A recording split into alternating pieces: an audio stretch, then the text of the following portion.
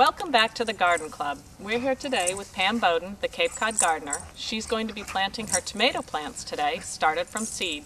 She's going to share with us her tips for successful tomato planting. Hi, welcome back. Look at these wonderful tomatoes that have come up from those seeds that we planted roughly 8 weeks ago. This is Brandywine. This produces great tomatoes later in the season. To be honest, I don't know whether this is determinate or not. Determinate meaning that it will produce a number of tomatoes roughly at the same time and then it's done. The indeterminate, which is this sun gold cherry tomato, will keep producing. And last year my sun gold probably hit 7 feet, but it was also producing cherry tomatoes in October.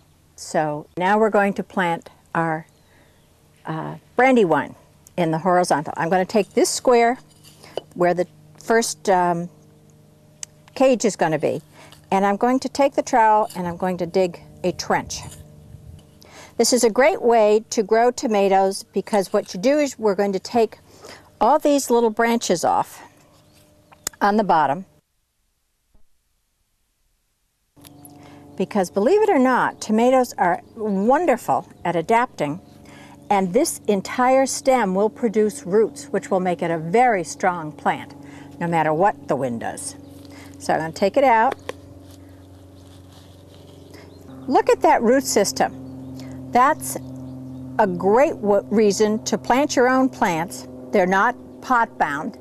And as you can see, this structure on the bottom, that comes from watering on the bottom. There are no roots up here because I didn't water in the top. I watered in the bottom. So we're going to lay this down, make a nice bed for it. I'm going to mix a little bit of my organic fertilizer in this soil that I'm going to be putting over our tomato.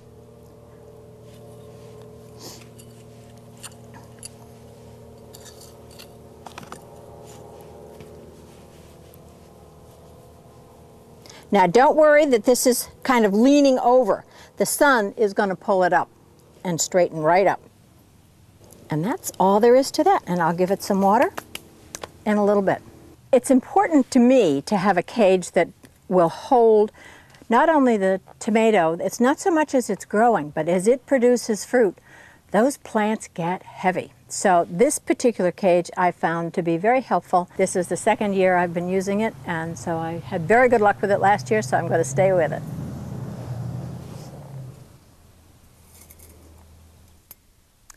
I'd like to show you another point to remember with tomatoes. It's something called suckers. See this little green piece right here? That is what is going to drain the energy from this plant that really wants to produce tomatoes. So all you have to do is pinch it off. Here we go. Now I want you to see that this little plant already has blossoms.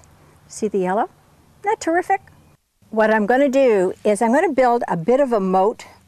I like to do this with most of my plants so that when I do water, the water stays with the plant and the roots and not running off.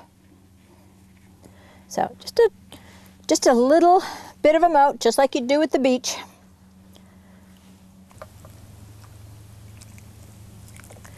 What I would like to remind you, I'm doing this just after I've planted. I want this to have a good chance at growing. Make sure you've given it plenty of water. But remember, water once a week for about 2 hours. That's all you need. Because even if the surface looks dry, if you water a lot and just for a little bit at a time, all those roots are going to grow to the surface. And that's not a strong plant. You want those roots to grow down. And once a week for about 2 hours would be great.